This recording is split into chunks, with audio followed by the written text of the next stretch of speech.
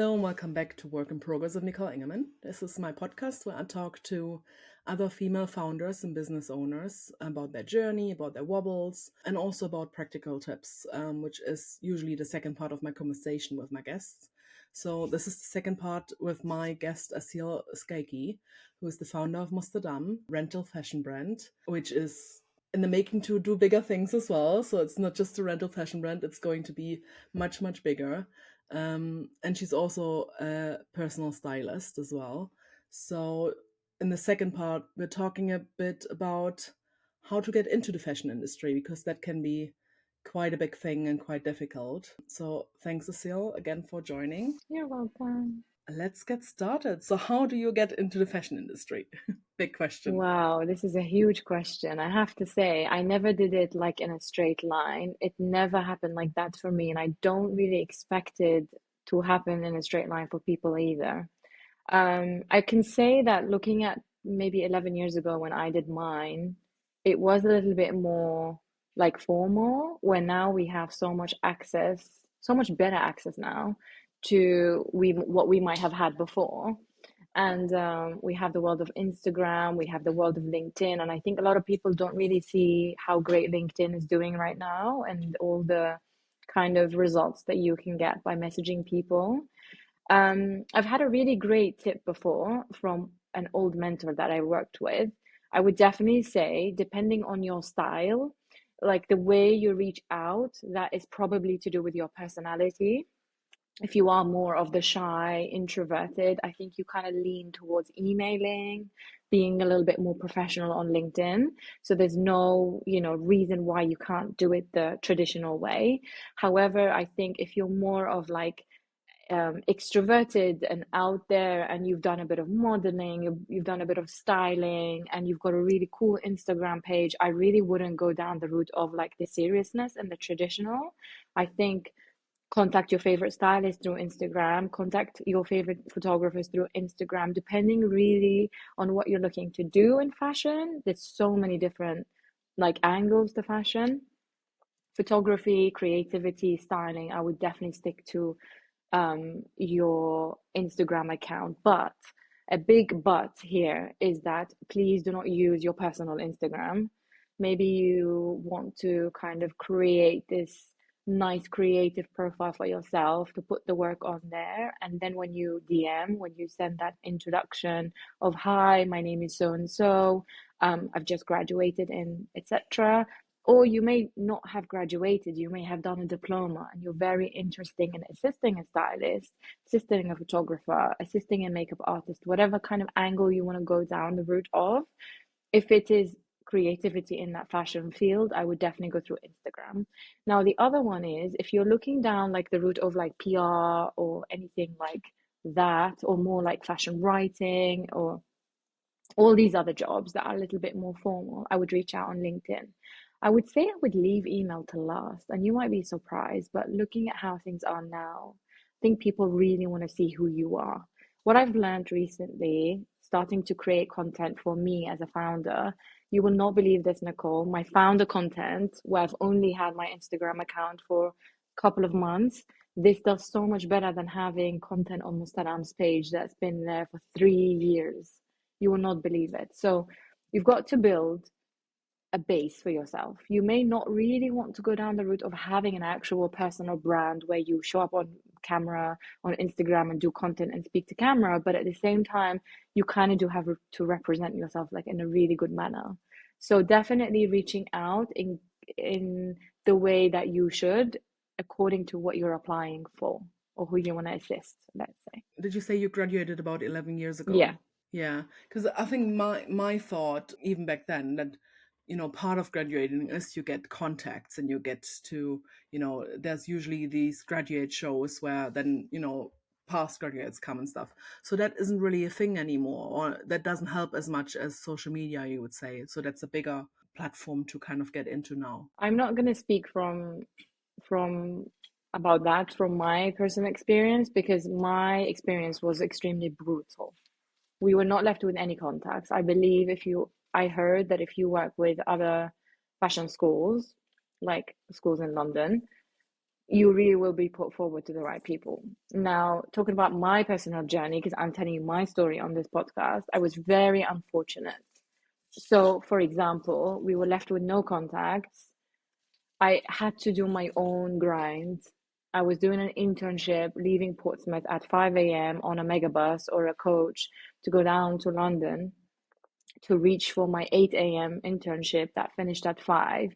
And all I did is make them coffee. And by the end of it, I got nothing. There's the first thing that was unfortunate. The second thing, like I said to you, when we were not connected to anything and anyone by the end of it, and we were completely left on our own. So yes, it's a great point about shows. I know a lot of people who have graduate shows at the end, and there is a graduate show that happens in London, I think every summer. But that is not my experience to share. So I think if I had to share, I would use Instagram and LinkedIn. But let's not forget, you can attend certain events and you can attend certain shows that will take you onto this journey. And then who you meet is completely, for example, at my show, I met Miss England. That was something that I never expected in a million years, to be dressing Miss England after 3 months. So having a fashion show as a brand is that similar example. If you're a graduate and you attend the graduate week, or you attend a certain like after party at fashion week, like don't forget you can go to places like that. Not everything is invite only. I have religiously, after graduating, gone to every single September, the London Fashion Week that you pay for and you buy a ticket. Back in the day, it used to be bronze, silver, gold ticket, and I could never afford the gold or the silver. I could only afford bronze. Literally, I couldn't wait to. I used to get paid so little. I used to like only afford the bus, and I'll get like the coach from Wales down to London, and then I will attend this like £20 ticket thing that got me nothing. But the idea is I was so like passionate. I wanted to be at every single thing possible. You never know where Instagram could take you these days. You really don't. And who's going to respond to you? It's just like it's like the world is your oyster. You may literally get a reply from anyone you might imagine. And I discovered that through styling more than having a brand. And now having like podcasts and being a guest on podcasts and messaging people to find an opportunity, I still have to do those things, but I have to do it on like a higher level. For example, mentioning Simon Squibb earlier, the amount of times I've DM'd replying to his story and you realize they don't even open it. Do you not do it because they don't open it? No, you do it anyway. So yeah, Because you they might open it at some point and they see your 100%. name as well. Yeah, Yeah. And 100%. I guess there isn't actually a difference between like a graduate show and social media, in that sense that it still comes down to your personality and your work.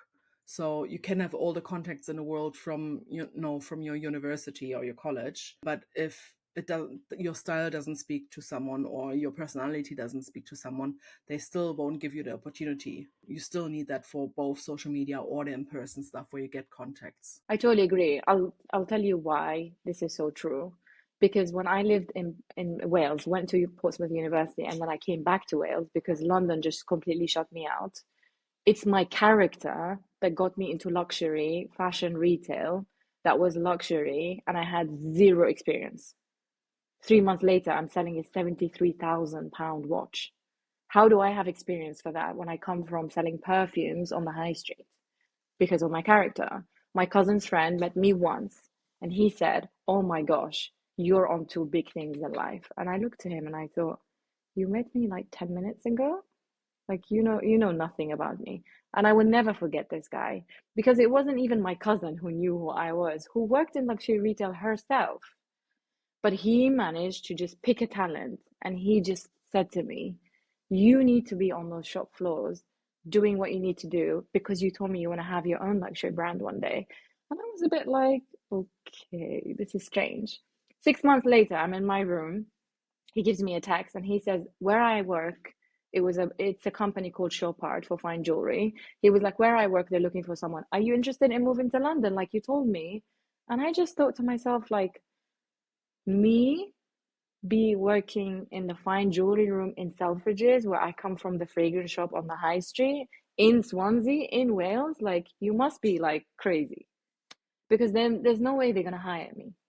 And that's crazy because they Yeah. did. Yeah, opportunities are always around the corner. You just need to be open for it. Yeah, that is a real raw example to what you just said.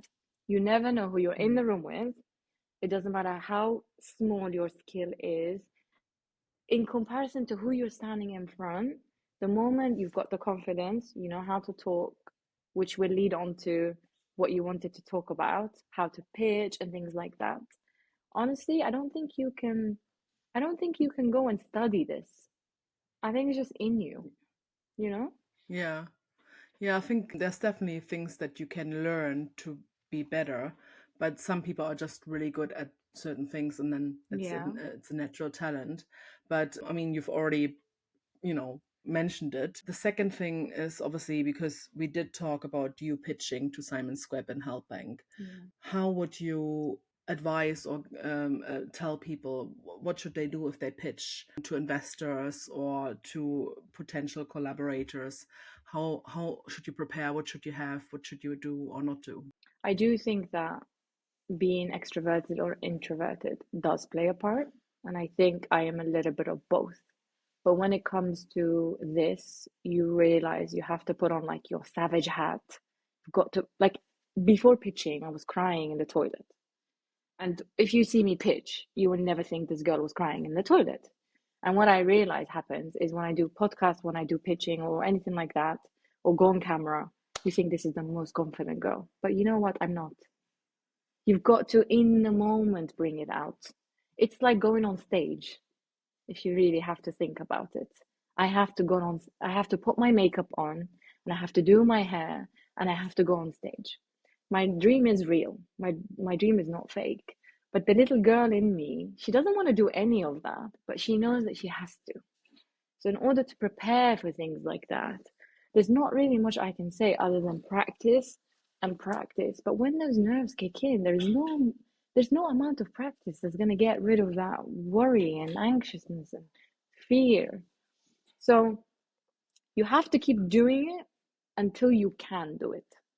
Yes, you have to practice how to speak. Of course, you have to watch YouTube videos that tells you how you should present, how you should dress, how you should show up, what level you're speaking at. Are you really loud and is it a turn off for people?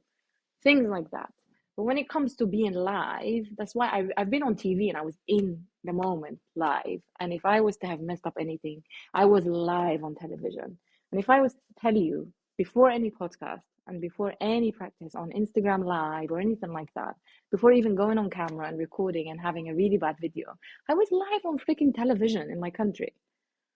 And what happened in that moment? I was on stage and the button was pressed. And the moment the button gets pressed, you've got to do it. And if you fail, that's okay. You just try it again. And you try it again. I knew that if I failed with Simon's thing, I definitely would have messed it up. Because unfortunately, the thing with Simon is you can only, like, let's say I'm Assil Skaiky. If I fill that form and I'm Assil Skaiky doing it again, it'll be rejected. It's your first time only. So of course there was so much build up to that. It took me 9 months to pitch. I had Mozzaram idea the year before, the hotel idea. I knew it the year before, and I was quiet about it. But then something in you happens, and this bulb light says, "You're not ready, Asia. Wait." And then I started to build Mustaram. I started to go on. I started to, like, you have to act. I started to act like a founder. Yeah, okay, the books say I'm a founder, but I have no bloody experience to be a founder. So it's just this idea of you practice and then you might think, oh, it wasn't good enough. 2 months later, you practice and you weren't good enough. So what I did is I stood in the wall in my studio and I acted like the camera is there. I learned the pitch and I put a timer because Simon's thing is even harder. You have 60 seconds to speak. You really have to cut down the idea. You have to cut what it is, what are you looking to get from him, and then the end result, who you are, etc. So I knew there is no possible way of rambling with this one. But yeah, all the times I stood in front of the wall in my studio and I did it, it was like 2 minutes. Then it was 1 minute and 30 seconds. I'm like, it's still too long. And then in the real thing, you are literally on stage. So as sad as it sounds, when you are doing those kind of things, you either get it right or wrong in the moment. But the actual work you have to do before, it took me 9 months to prepare. Especially when you know there's only 60 seconds. If it wasn't someone else, like I'm going to pitch to an investor now for Mustadam Express idea, like I told you, I'll have so much different ways of preparing. I have to learn a pitch deck. I have to practice how to do a pitch deck. I have to get it checked by someone professional. So I guess every kind of pitching is a little bit different depending on the pitch. But in all general, in all of them, to be honest, it's not even pitching. It's how I come on camera to you today. It's how I go on a remote Zoom call with my client who I'm teaching styling. You need to practice, practice, practice, practice, and then suddenly you feel ready. You don't do it if you're not feeling that readiness. Yeah, because you're prepared and you know what you're talking about, Yeah, and then right? fine, you messed it up, but you knew you were ready, you messed it up, and you get to have another go. The Simon situation, you're not really going to face that unless you go to Simon. So you're not really going to be under 60-second rule unless it's this one, which is a little bit more unique. But pitching in general, I have a lot more to practice for pitching for Mustadam Express. So it's going to be, again, a very different experience to how I speak to you, how I speak to people on Zoom, how I go on Instagram Live, how I was on TV. On TV, I was talking to a presenter about my styling career. It's very different to asking for £500,000 from a guy. Yeah. And why you need £500,000, it's very different. You need your figures, you need to sound like you know exactly what you're talking about. So that is my next challenge, the next one. So kind of like a Dragon's Den situation Yeah, almost. this is very Yeah. much the scariest. If I thought the Simon script was scary because it was timed, I have a different type of scary coming. I think you have enough time to speak, but it's about sounding smart, looking the part, knowing exactly what you're talking about, having the right figures, and showing them results. I don't think you could do something like that without results. Yeah, definitely. And it's a big opportunity, stuff like that. And I've photographed and filmed events where companies are pitching to investors and stuff like that. Oh, amazing. Yeah, it's quite impressive. In that instance, actually, they took part in a 16-week program where, they honed their skills, they were helped Wow. with their pitches, and they were given advice by different people in the industry, by, CFOs and whatnot. And then there's this big event at the end where they're kind of pitching their idea to a room full of people with lots of money. So Exactly. it's quite a brave thing, and you're on a stage and you're like, oh gosh. And I just watched it, and documented it. I didn't even do it myself, and it's like, oh, this is quite scary. So I think what will come for me is probably a public speaking course next. I've been doing course after course after course after course. I think finishing up my current one, thinking about what I need to do next, because I need to elevate my content for, I told you, the founder page is now even more important than Mustaram. I want to start showing on LinkedIn in a professional way and then on Instagram in a professional way. So what makes sense next is a public speaking course. And honestly, the learning does not stop. Yeah, yeah, and I mean that applies to anything really. It doesn't apply to just pitching. It applies to running your own business, Exactly. and just to anything general in life. Anyway, the learning doesn't stop. 100%. Otherwise, it would be boring That as would be well. I so mean, at least for boring. me. I just thought that, and you said the word. Yeah.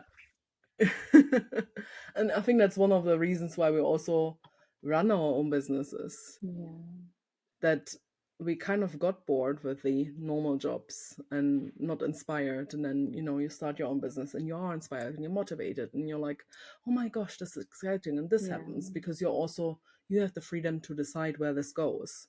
So you didn't have to pitch to anyone. You could have just, yeah. done your thing as a personal stylist and kept in that lane. But you're like, no, I want to do other things. I No. want to do bigger things. Why? Because I think of that girl that I told you about, the little girl who had an opportunity to leave and go and get it, and the girls back home that don't have it. And that is the mission. The mission is not the Yeah, money, the mission that's is your not why. the clothes. The mission is so much bigger. Yeah, Yeah. definitely. Is there anything else in terms of advice running a fashion business, actually? How to make contacts, where to start with that kind of thing? Is there anything that you think that's worth sharing? I think it would be very good to go and shadow someone who's doing it. Not necessarily, you probably won't be able to aim for the big guys in the game when you're starting out. You can reach out to people who are starting out and they've started out a couple of years ago. They are contactable. So they will open their DMs. They will reply to their LinkedIn. And you can go and shadow. I never got to shadow. I started everything from scratch. I'm like, what the hell am I doing? It was YouTube, ChatGPT, Google, my own messes, starting at doing things. I'm like, seriously? So I think if you get to live in a big city like London, Paris, New York, Milan, where, you're gonna find those people, message them, contact them, ask them if you want to work for free for them. Like, it is gold. If I had that, I would have I'd probably be 3 years forward now already. But that's my journey, right? And I don't get sad about it anymore. I used to really dwell on that freaking university that never gave me any connections. I would be mad. But now I've learned everybody has their own way. So if you can get to her or him, and they're kind enough, like me, to let you, please go and speak to them, because it goes so far.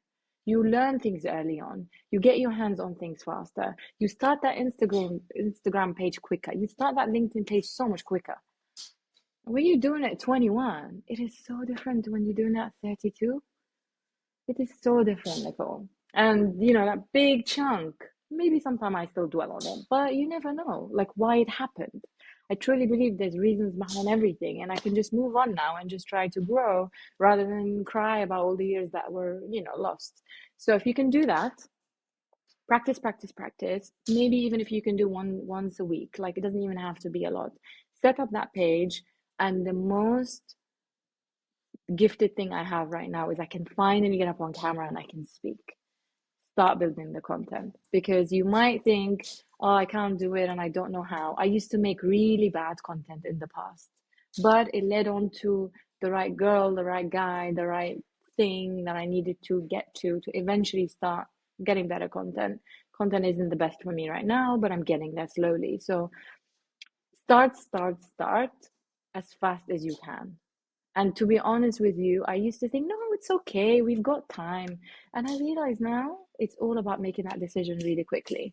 My friend or partner or brother, anyone would say to me, I'm thinking about doing this. What do you think? I'm like, okay, well, can you invest a little bit of money in it right now? And like, you can test it. They're like, yeah. I'm like, okay, so why are you waiting? They're like, yeah, but I'm going on holiday and I'm gonna buy that dress, or oh, I really want to get that car. I'm like, no, I think you should test it right now. So do it fast, test the idea, get it out of the way if it doesn't work, elevate on the idea if it didn't work, then what you could do to kind of explore that area, and then go and speak to someone that has done it already. And then if you need a course, courses are very kind of shady area. If you need a course, yeah, if you need a course, fine. But I would say there is plenty of information on YouTube, Google, and ChatGPT right now that you don't invest in a course just yet until you really realize that you need it. Because even AI is doing ideas for content right now that you can go and start filming without having to get someone. You can go and play on Wix or Squarespace and try to build a website. And then if you need a little bit of a touch to it to make it professional, then you get someone. Because you know what it's like yourself, most likely. We're a marketer, we're a website designer, we are the fashion, or you're the photographer, you're the podcaster, you're doing it all. You really have to do it all for 1 year minimum before you pay someone. And when I did that, I realized I'm so glad I did that, because then I started to pay for courses and I messed up. I got courses when it was not necessary. So you can actually avoid this. If you learn from someone in real life and you look at what they're doing and you basically copy, and then you go and study at home, you go and use AI tools, develop. Once you are at the stage you've developed, but you really need to develop further, that's when you go and pay for a course. Yeah, I think we've all done that at some point. Got bought a workshop, attended a course or Yeah. something, and we're literally like, well, I knew that before. That wasn't really helpful. I know I have to do this, this, and this, but how? How do I do this? I'm still frustrated every day at some things that I Yeah, really want to pay for. I'm like, don't do it yet. Yeah. Yeah. Yeah, I think some people are really good at selling you stuff, Mm, but then all they do is repeat the stuff that they already said in the pitch. I've They're noticed not that a actually lot. telling you anything new, really. But yeah, thank you so You're much. welcome. Really I've enjoyed really it. enjoyed Me this. too. Yeah, that's great. I'm glad it finally happened as well. Definitely. I'm so glad too. You never know why it happened now. Yeah, So there's always a reason for stuff like that. I agree. Is there anything else you want to share? We talked a bit about your work in progress, that what's next, that the app is coming out as well, that, helps you to kind of cater to more people. Is there anything else that's work in progress for you at the moment? Yeah, so we are looking to kind of cater from A to Z, and I'm really excited. Obviously, the idea and the concept is glam. But what I also noticed is that lifestyle-wise in London, we're very much on the tube, we're very much on the go. Sometimes it just doesn't really work to be in a dress for a certain dinner or date or event. So what we want to do is create essentials. Your starting point, it might just be like a nice top and jeans and heels, and then you've got your dresses, and then you've got your formal, which is a suit, and then after that is your wedding guest outfit. So we're looking to cater from all the event from A to Z, and I'm really excited to bring more product. Oh, that's really Yeah, great. I'm looking super forward to seeing excited. that journey. Yeah, Lovely. I share all your links and where people can find you and read more about Mosterdam and you in amazing. the show notes. But thank you so much for doing this, for being a You're guest, welcome. for sharing your wisdom and your experience. And thank you for everyone else tuning in and listening. I hope you enjoyed this. Bye, Assil. Thank you so much, Nicole. Bye, take care. Bye.